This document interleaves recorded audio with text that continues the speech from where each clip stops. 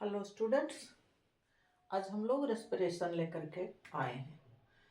Respiration से कुछ questions मैं निकाली हूँ और उसका डिस्कस हम लोग करेंगे। फर्स्ट क्वेश्चन है आपका, plant respire through which parts? Plants किस पार्ट के द्वारा रेस्पिरेशन करते हैं? अब एनिमल्स में तो सिस्टम्स होते हैं सारे, डाइजेस्टिव सिस्टम, रेस्पिरेटरी सिस्टम्स या और भी, लेकिन प्लांट्स में तो वैसा वेल मेंटेन्ड सिस्टम होता नहीं। तो चलिए पूछता है कि किस पार्ट्स के द्वारा रेस्पिरेशन करते हैं, यानी गैसियस एक्सचेंज किस पार्ट के द्वारा होता है, प्रोसेस नहीं। इसमें आपका हो जाएगा stomata, lenticels and root hairs. आपके दिमाग में तीनों होगा आई थिंक, बट मैं थोड़ा सा डिटेल और चलना चाहती हूँ। स्टोमाटा, स्टोमाटा कहाँ होता है? लीफ में, लीफ के एपिडर्मल सरफेस पे, पत्तियों में उसके एपिडर्मिस पे। Small pores mostly on the epidermis of leaves, leaves के एपिडर्मिस पे। अब इसमें हम लोग को डिटेल नहीं जाना है, अपर एपिडर्मिस या लोअर एपिडर्मिस, क्योंकि वो डिफरेंट प्लांट्स में डिफरेंट डिफरेंट आइदर अपर और लोअर किसी पे भी हो सकते हैं। बट टेरेस्टेरियल प्लांट्स में, डाइकॉट में कॉमनली लोअर एपिडर्मिस पे होते हैं। तो ये फर्स्ट हो गया, किस पार्ट के द्वारा प्लांट्स में रेस्पिरेशन होता है? स्टोमाटा के द्वारा, जो कि पत्तियों के एपिडर्मल लेयर पे प्रेजेंट होते हैं ना, small pores mostly on the epidermis of leaves. अब आ जाइए, सेकेंड है लेंटिकल्स। लेंटिकल्स कहाँ पाया जाता है? ये स्टेम में पाए जाते हैं, वार्क, प्लांट्स के स्टेम में बार्क, छाल जो होते हैं उसमें ये पोर्स पाए जाते हैं। Porous tissue on the bark of woody stem, है ना, कड़े वुडी, इसमें भी डाइकॉट ही आ जाएगा। लेंटिकल्स पाए जाते हैं बार्क पे। थर्ड है रूट हेयर्स। रूट हेयर्स के द्वारा दिमाग में होगा कि वाटर एब्जॉर्प्शन, है ना, प्लांट्स में root hairs water absorption soil से करते हैं, बट वहां गैसियस एक्सचेंज भी होता है। Unicellular extensions of root epidermal cells absorb O2 from air gaps between the soil particles। कहता है कि ये रूट हेयर सब कहाँ से एयर लेते हैं? दिमाग में रखिएगा कि हम लोग कोई भी प्लांट लगाते हैं तो उसमें पानी डालते हैं, ज्यादा मिट्टी कॉम्पैक्ट हो जाती है तो उसको थोड़ा कुरेद भी देते हैं ताकि वो हवा ले सके। इसलिए सॉइल पार्टिकल्स के बीच में वाटर भी होते हैं और एयर भी होते हैं, तभी प्लांट ग्रोथ अच्छे से होता है। इसलिए रूट हेयर्स कहता है कि unicellular extension of root epidermal cell, root के एपिडर्मल सेल यानी एपिडर्मिस पे यूनिसेलुलर एक्सटेंशन होते हैं, दैट इज रूट हेयर्स।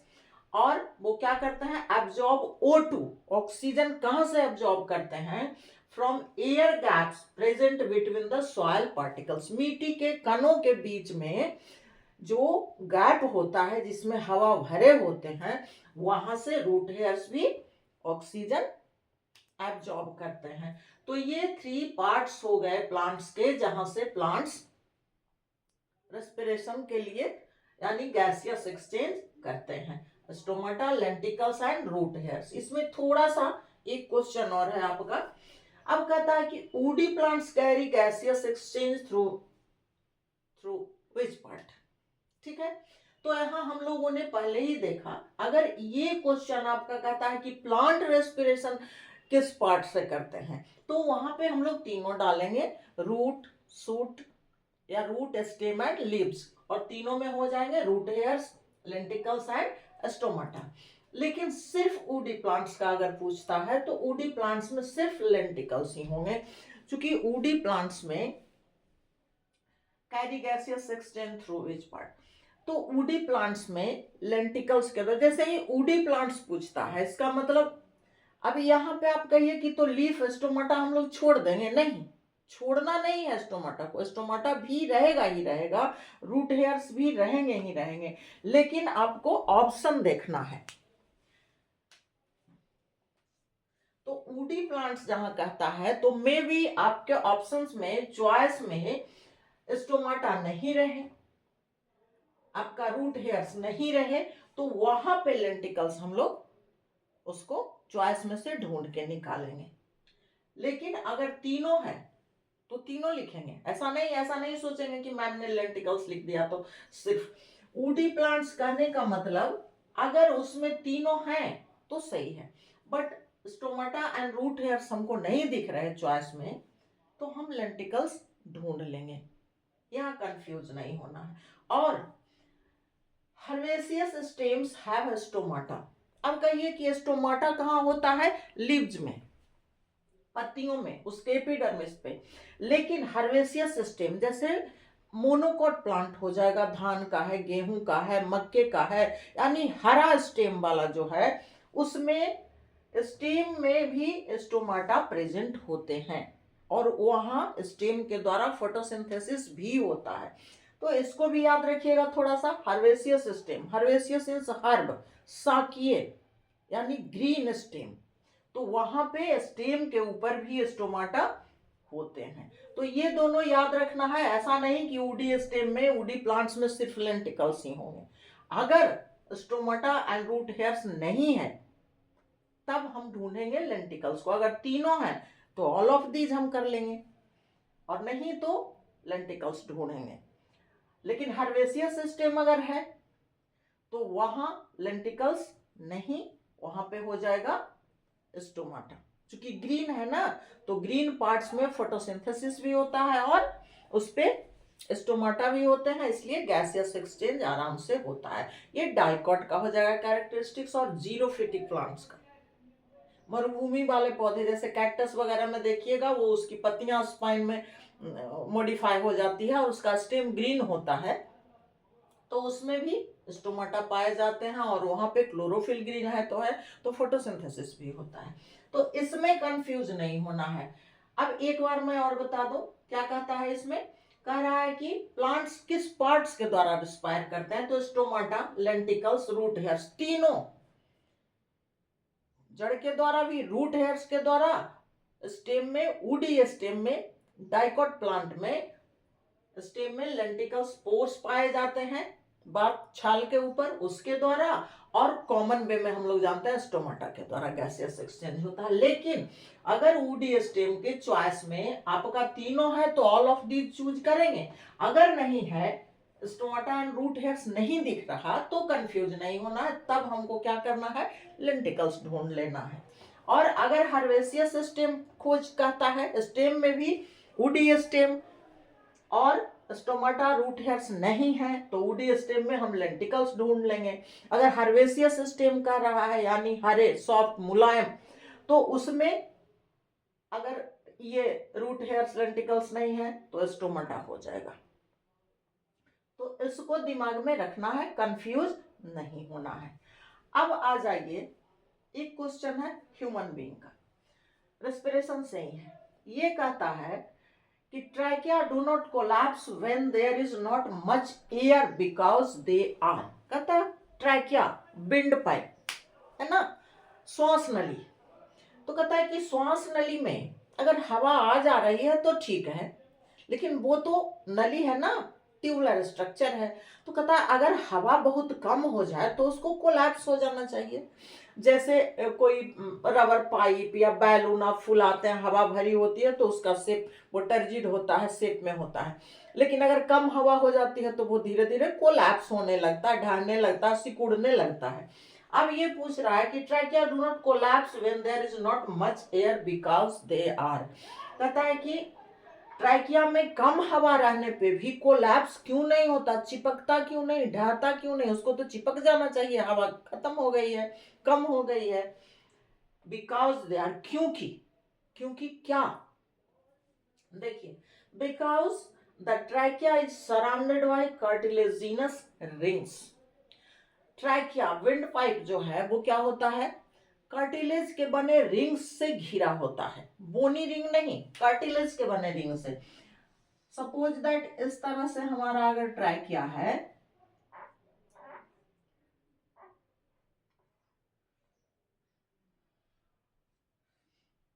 ना, इस तरह से ट्यूबुलर स्ट्रक्चर, ये ट्यूबुलर स्ट्रक्चर समझ लीजिए गोल, ये ट्रैकिया है अगर, तो कहता है कि हवा नहीं है तो इसको पिचक जाना चाहिए, लेकिन नहीं पिचकता है क्योंकि इसके चारों ओर एक रिंग बना होता है। इस तरह से ट्रैकिया में देखिएगा, फिगर बनाइएगा तो इस तरह का फिगर होता है। ये क्या है? ये कार्टिलेज का बना हुआ रिंग है ना, कार्टिलेजिनस रिंग्स, जो उसको मेंटेन रखता है और उसको कोलैप्स होने, सिकुड़ने, ढहने नहीं देता है। तो ये क्वेश्चन वही पूछ रहा है आपका कि trachea do not collapse when there is not much air, जब उसमें बहुत ज्यादा एयर नहीं, बहुत थोड़ा सा एयर हवा रह जाती है, तब वो कोलैप्स क्यों नहीं होता? क्योंकि because the trachea is surrounded by cartilaginous ring, क्योंकि ट्रैकिया कार्टिलेज के बने रिंग से घिरा होता है।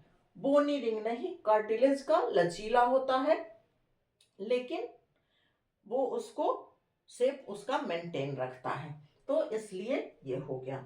अब यहाँ पे आप कहिएगा कि हमने ये जो ट्रैकिया का फिगर बनाया वो बिल्कुल राउंड क्यों नहीं बनाया, जैसे ये ट्रैकिया है तो ये बिल्कुल ऐसे गोल होना चाहिए। नहीं, ऐसा नहीं होता है।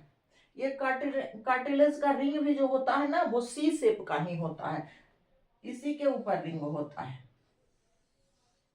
ये पार्ट जो है आपका, ये खुला होता है, यहाँ पे रिंग नहीं होते हैं, क्योंकि याद कीजिए ट्रैकिया के बगल में ही एसोफेगस भी होता है, तो यहाँ से एसोफेगस इसके बगल से क्रॉस करता है, इसलिए सी शेप का ही कार्टिलेजिनस रिंग जो होते हैं, जो ट्रैकिया को सराउंड करते हैं, वो सी शेप के होते हैं, न कि राउंड। तो ये हो गए आपके 2-3 क्वेश्चंस। एक प्लांट का रेस्पिरेशन, तो इसमें मूल रूप से याद रखना है stomata, lenticels and root hairs. लेकिन वुडी स्टेम अगर आता है तो वुडी स्टेम में तीनों है तो सही है, नहीं है तो हम लेंटिकल्स ढूंढेंगे, जैसे मैं यहाँ पे अलग से लिख दी हूँ। अब हर्बेसियस स्टेम, हरे शाकीय पौधे, इसमें अगर तीनों है तो सही है, लेकिन ज्यादातर इसमें स्टोमाटा उसके स्टेम पर ही होते हैं।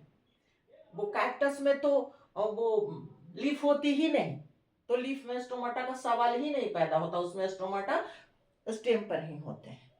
तो इसमें कंफ्यूज नहीं होना है। और ट्राइकिया कोलैप्स क्यों नहीं करता कम हवा में? चूंकि कार्टिलेजिनस रिंग प्रेजेंट होते हैं। एक क्वेश्चन और मैं छोटा सा आपको बता दूं,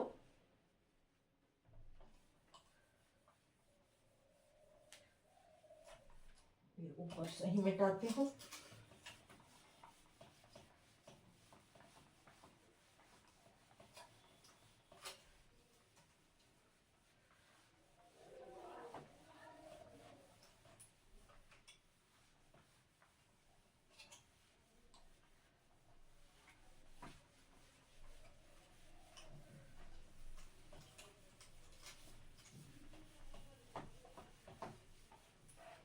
देखिए क्वेश्चन और है, ये क्वेश्चन क्या है, कहता है कि इन ह्यूमन रेस्पिरेटरी सिस्टम, ये है आपका question, in human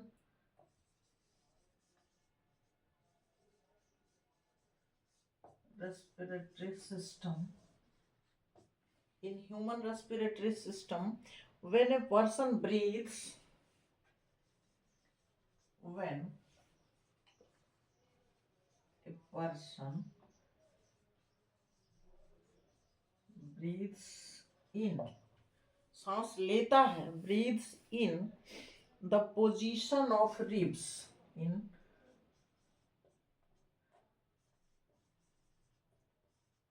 the position of ribs, position of ribs and diaphragm bilvi, and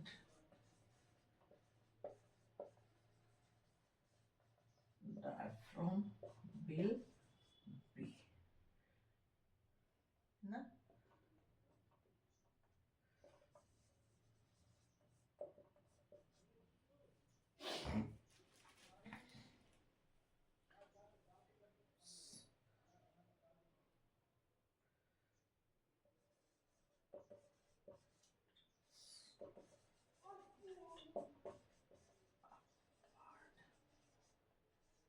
And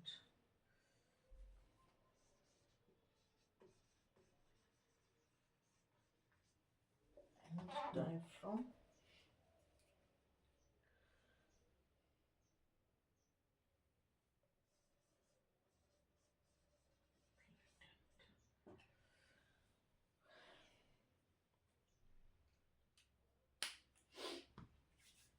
अब देखिए ये क्वेश्चन है, ये कहता है कि इन ह्यूमन रेस्पिरेटरी सिस्टम में, आदमी के रेस्पिरेटरी सिस्टम में, जब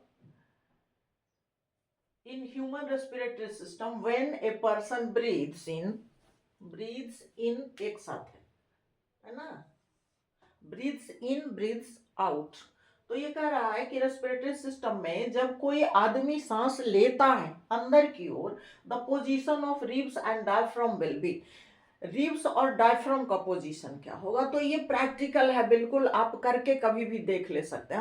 हम लोग सांस लेते हैं और सांस छोड़ते हैं, तो उस समय क्या पोजीशन होता है रिब्स का और डायफ्राम का।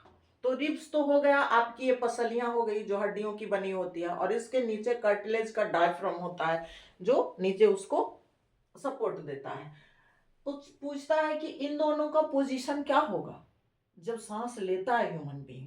तो सांस लेता है, तो सांस ले करके देखिए, सांस ले रही मैं, तो क्या होता है, रिब्स लिफ्टेड अपवर्ड, है ना, रिब्स ऊपर की ओर उठ जाता है, एंड डायफ्राम फ्लैटन, और डायफ्राम चौड़ा हो जाता है।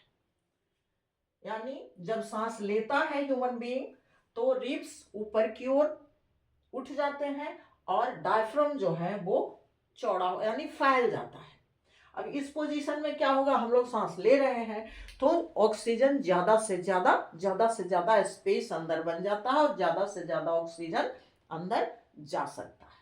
अब इसका उल्टा अगर ब्रीद आउट कहता है तो इसी से आप बना लेंगे, है ना, अपवर्ड डाउनवर्ड हो जाएगा, और ये क्या होता है, ये फैलता नहीं है बल्कि सिकुड़ जाता है। तो ये हो गया आपका ह्यूमन रेस्पिरेटरी सिस्टम का, कि जब ब्रीथ्स इन यानी सांस लेता है आदमी तो रिब्स और डायफ्राम की स्थिति पोजीशन क्या होता है, तो रिब्स ऊपर की ओर फैल जाते हैं, ऊपर की ओर उठ जाते हैं, lifted up, and diaphragm flatten, और डायफ्राम फैल जाता है जिससे ज्यादा ऑक्सीजन ले सकते हैं हम। तो ये हो गया आपके आज के 2-4 क्वेश्चंस। नेक्स्ट अगला दिन या अगला वीडियो में।